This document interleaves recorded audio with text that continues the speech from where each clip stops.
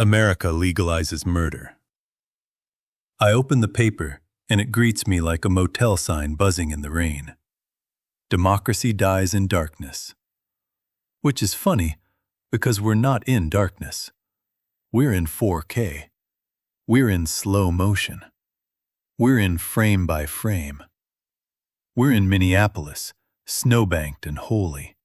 And a woman sits in her Honda Pilot on Portland Avenue like the street itself is the punchline.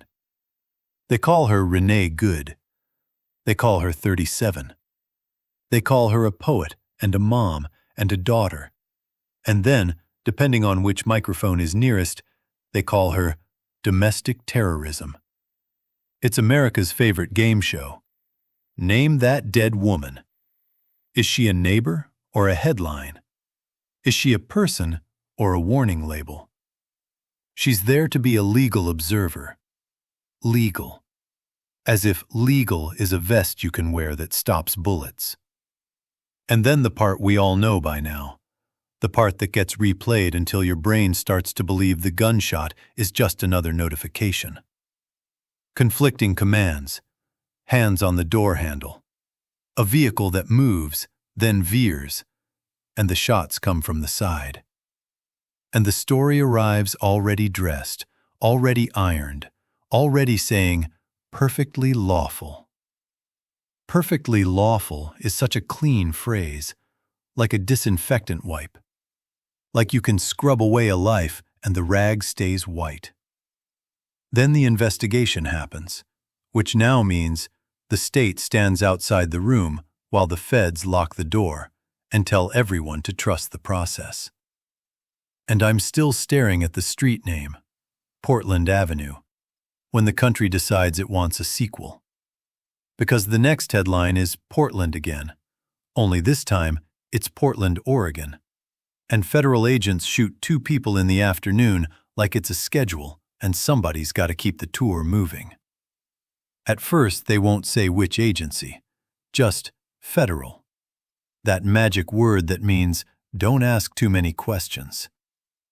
Later, Portland police and the FBI say it was a Customs and Border Protection agent. 2 people go to the hospital, conditions unknown.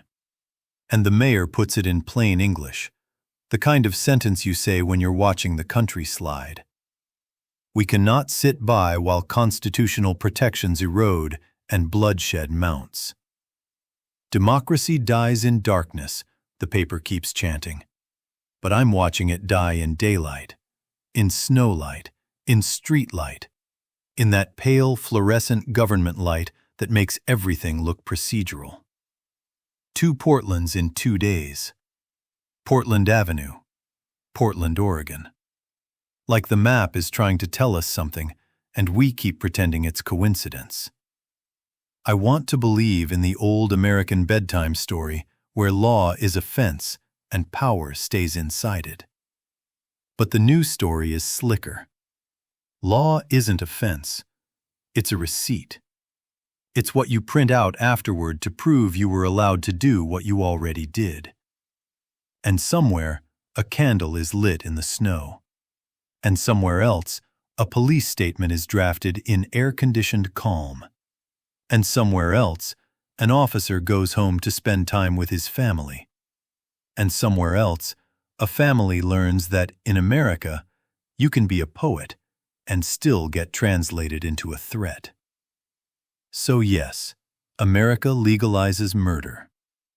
Not all at once, not with a vote, with a phrase, with a shrug, with a headline that becomes a habit.